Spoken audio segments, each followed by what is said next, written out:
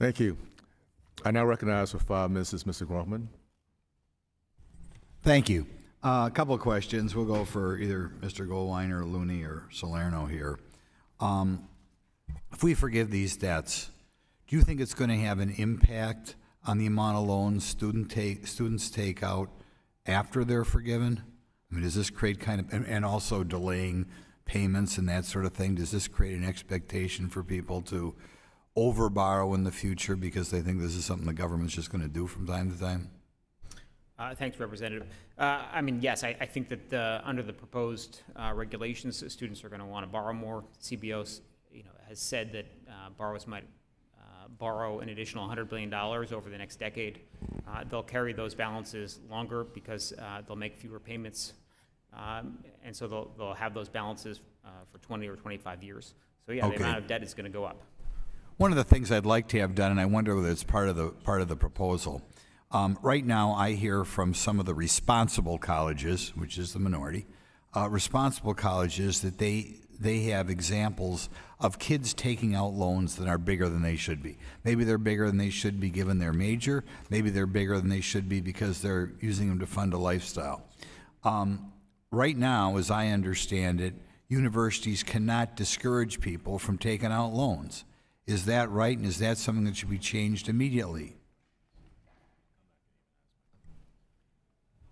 Thank you for the question. Today, students are allowed to finance their education by borrowing up to cost of Yeah, the attendance. question is, if I'm a university and I think, given this kid's major or given this kid's lifestyle, that he should not be taking out a loan for $8,000 this year. As I understand it right now, under the federal program, universities are forbidden to say, Johnny, don't take out that loan. It's foolish. Correct. Shouldn't that be changed immediately? I mean, I have such sympathy for the good universities who see Johnny making a mistake, and the federal government tells the universities, you cannot tell Johnny, find somewhere with less rent or get a job otherwise or get a better major. Shouldn't that be changed? I think it should, and I think if we impose accountability standards or risk sharing on institutions, we give them the opportunity to put those kinds of controls in place. Absolutely. That should be a priority. Next question. I hear complaints from, and this kind of gets to the Pell Grants, I hear complaints from the responsible middle class in my district that if they have a sibling who's got kids and that person has been living on public benefits their whole life, their kid gets the Pell Grant. But damn it, if they work for a living, if both husband and wife are working for a living, all of a sudden they're not eligible for Pell Grants. What would you tell someone in that position if their kid's got to take out loans and their sibling's kid, because they're on the government, they get the Pell Grants? How do you justify that? Would you guys ever hear anybody justify that?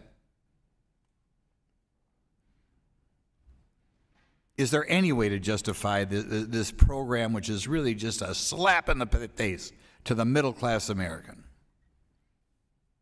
You can take a stab at it. Nobody can even take a stab at it. Well, that's right. It's inexcusable. Does somebody want to take a stab at it?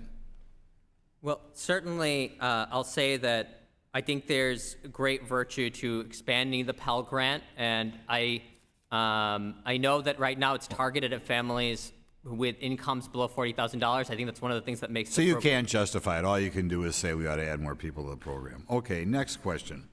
Is it fair, this program, is it fair to people who either are not going to college or more frequently are going to a low-cost technical school, they're not leaving their parents' house, they're being real frugal about it, either they didn't take out loans or have very small loans, is it fair to these people to throw the cost of the student loans of people who are, going to a much more high-cost program, maybe even, medical school or whatever? Is it fair to the frugal student, sometimes the wiser student, if he's going to a trade school, if he is not going to college at all and is being trained by his employer for skills? Is it fair to these people that they're going to have to, in essence, burden the debt of their peer group who doesn't do this?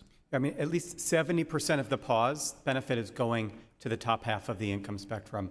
No, I don't think it's fair that we're bailing out doctors and lawyers. Yeah, just really a kick in the teeth to the people who don't take out loans in the first place, maybe because they stay at home, maybe because they go to trade school. Okay, thank you very much.